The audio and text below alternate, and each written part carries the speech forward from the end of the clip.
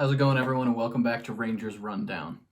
A disappointing overtime loss for the Rangers tonight, but at least they come away with a point. You know, let's focus on the positive. Let's find the silver lining in what was otherwise a fun game to watch, but ultimately ended in a loss. Georgiev was in net tonight, and apparently Quinn is going to start just alternating the goalies. So every other game, they're just going to literally split the season right down the middle. I assume that's subject to change. Let's say like a goalie gets a shutout. They probably will play the next game. If a goalie gets hot, it'll keep them in. But I guess the plan now is to just switch back and forth, have them split the season right down the middle. I see no problem with that. Both goalies have played, equally well so far this season, shown glimpses of being very good goalies. It hasn't shown in the record for the team, but both goalies are playing well. Same exact lineup as Thursday for the Rangers, so that's Lafreniere, Zibanejad, Buchnevich, Panarin, Strome, Blackwell, Kreider, Houghton, Kakko, Lemieux, Rooney, DiGiuseppe, then Lindgren, Fox, Miller, Trouba, Smith, D'Angelo. Johnson is still injured. Didn't make much of a difference tonight. We still lost, but he is still injured with a groin injury, so we'll see if he's in the lineup Monday night when they play the Penguins again for the fourth time in the first 9 games. 9 games in, they'll have played the Penguins 4 times, and so far they've lost all 3 games. So we'll see what Monday brings. Getting into the first period, 12 seconds in, Fox takes a holding penalty, and then during the penalty kill, Kreider had a partial breakaway, but the puck went off his stick right at the last second. And then a good early save for Georgiev. He looks sharp, as always. 2:52, Strome misses an open net. It was a little discouraging. I thought it was going to go in. 4:35, Joseph takes an interference penalty. 4 shots on that power play, and it still looks really smooth. First power play of this game, it looks like the solid Rangers power play that we've been used to seeing over the past couple games. And then 7:39, Zucker scores a goal, and it was off the rush. And it seemed like that was the only way the Penguins were going to score early in this game. The Rangers were really controlling a lot of the play and not really letting the Penguins set up anywhere. So they scored this goal off the rush, and it seemed like that was the only way they were going to get one in, and they do. But then 4 seconds after the goal, Crosby takes a hooking penalty. And this power play was very sloppy that time. Couldn't get set up in the offensive zone, sloppy passes. But Zibanejad did almost score on that power play, so it wasn't a total waste. Halfway through that first period, Rangers are controlling most of the play, which is nice to see against a Penguins team that really likes to get up into your face. And then 13:52, Lemieux would score his first goal of the season, and Lindgren would get an assist on the goal, giving him his first point of the season. DiGiuseppe shot, bounced off the pads, and Lemieux crashed the goal, and he was able to get it in. I was worried that the Penguins were going to challenge and call it back because it was a little too scrummy in the crease, and was it DeSmith in the goal tonight? He looked like he was pushed, but when you watch the replay, it was the Penguins player that crashed into him and not Lemieux, so no challenge. Goal counted.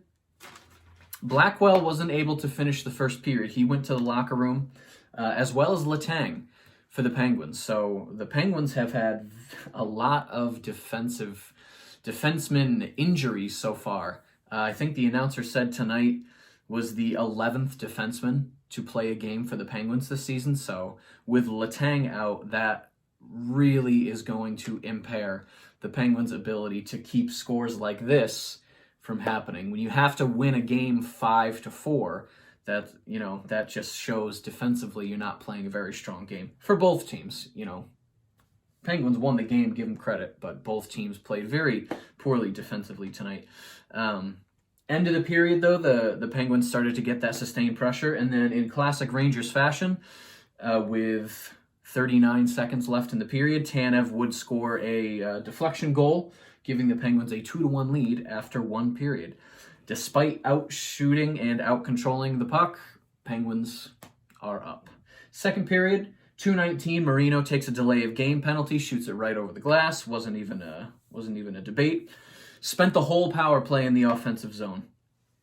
And Zibanejad he can't score. He is so snake bitten right now.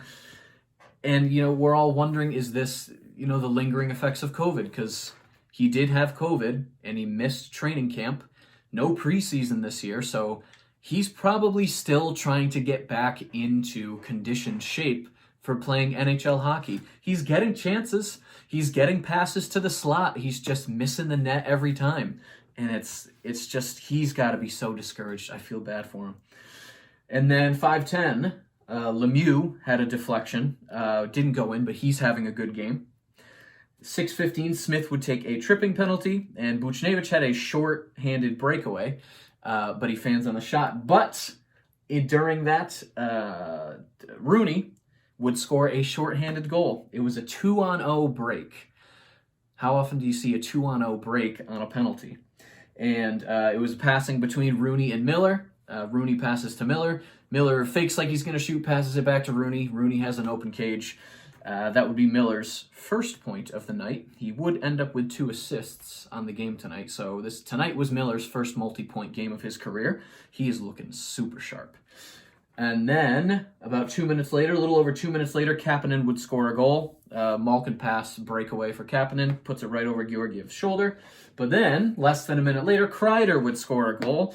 Trouba shot off the pads, and that would be Miller's second assist of the game. So we had 3 goals in the span of 3 minutes to jack the score up, and it's tied 3-3. 15:02, Marino.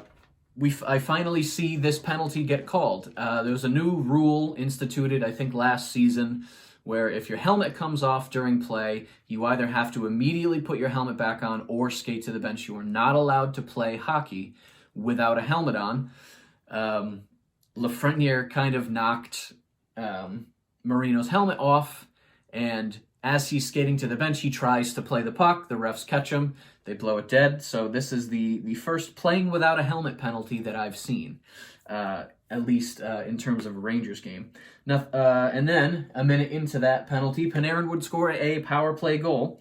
And this is D'Angelo's first point of the season. He would get an assist on Panarin's power play goal. So D'Angelo has a point this season, 8 games in. So good for him. 16:40, Trouba takes a roughing penalty, and he certainly was roughing. They showed the replay. He was in front of the net, taking care of Crosby, and he was essentially just punching him in the head with his hand. It was indeed a roughing penalty, and Kreider had a shot on the penalty kill. So the Rangers are being very aggressive on their penalty kill tonight. It was nice to see. 1952, Ceci would take a tripping penalty, and then after the final buzzer, Kreider would take a cross-checking penalty. There was a little scrum in the corner right as the buzzer went off, and Kreider was a little overzealous. He doesn't know his own strength. He would take a penalty, so we start the third period, 4-on-4. And the Rangers are up 4-3 going into the third period. Rangers are up a goal going into the third period. When's the last time we saw that? Seems to be a theme this season. And in common fashion, they weren't able to hold on to it. Can't score in the third period. I don't know what it is about the Rangers. Can't score in the third period this year. That needs to change. Anyway, first 8.5 minutes of the third period, nothing really special was happening. Both teams had their chances, skating back and forth, trying to set something up. 8:30, there was a 2-on-1, and Kreider almost scored. And then shortly after that, Pittsburgh had a couple good shots. Georgiev still looking sharp.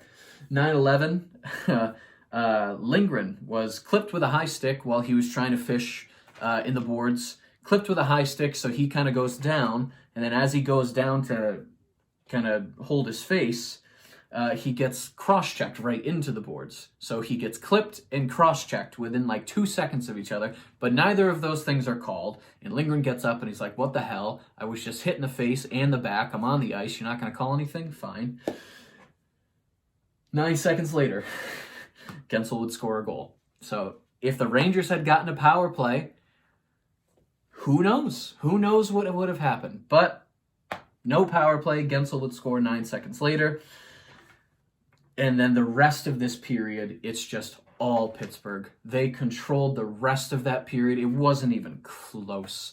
The Rangers, I don't think they set up in the offensive zone once for the rest of the period. It was all Pittsburgh. Quinn didn't play Smith in the third period. He was in timeout on the bench. Not sure why. I guess he wasn't playing as well as Quinn would have liked. So they were just rotating 5 defensemen for that third period. 12-18, Georgiev made a really good save. He's keeping the Rangers in it this third period. It was the Georgiev show. Most of the play in the Rangers' end. And the last couple minutes of this period, I'm just thinking, just get to overtime. You're not winning it here. Just get to overtime. At least get a point out of this. Try and win it in OT. And they do go to overtime. About a minute in, Pittsburgh gets a 3-on-1. And I think, well, this is over. Because Malkin is leading this 3-on-1. I'm thinking, well, good game. But they miss. Malkin passes to somebody. I forget who, and they completely miss the net. I'm like, okay, we still got a shot. But halfway through the overtime, Crosby would score. It's one that Georgiev would probably want back. Looking at the replay, he's probably going to kick himself for that. But Crosby would score the game-winning goal in overtime. Penguins win 5-4. The Rangers do come away with a point, driving their record to 2-4-2. So they have 6 points on the season through 8 games. Not great. This isn't the first time we've seen the Rangers have a slow start to a season, even under Quinn. So I'm not totally worried yet. I mean, it's a shortened season. We're 8 games in of a 56-game season, so we're already, 8 games is a seventh of the games they're going to play this season. So we're already a seventh of the way through the season, and this is a very slow start. Again, we're focused on development this season, so I'm not losing sleep over this, but still it would be nice to string a couple wins together. We'll see if they can start a winning streak Monday night when they meet Pittsburgh again at MSG. But they come away with a point, which is nice. Really poor defensive game from both teams. Obviously, it was a shooting gallery all night. The Rangers just need to tighten the screws. They need to tighten the screws, and they need to get their top 6 scoring more goals, especially in the third period. So we got Lemieux, 4th line, scores a goal. Rooney, 4th line, scores a shorthanded goal. Kreider was in the bottom 6 tonight, scores a goal. Panarin. So finally, we get a top 6 player to score the 4th goal of the game. Like, top 6 needs to start producing because the bottom 6 carried the weight tonight. The shots 34-38 in favor of Pittsburgh. Faceoffs again under 50% for faceoffs for the Rangers. Next time they practice, they got to work on faceoffs because this is getting annoying. The more faceoffs you win, the more time you have with the puck, the more time you have to score. And I think they've only had 1 or 2 games this season where they were over 50%. And there was a couple games where they're under 40. So that's got to change. Power play did score tonight, 1 out of 5, so 20% on the power play. Not bad. We'd like to see that number go up. Hits 25-22 in favor of the Rangers. Blocks 13-9, also in favor of the Rangers. The trivia question tonight: both Crosby and Lafreniere are both they played in Rimouski in the QMJHL.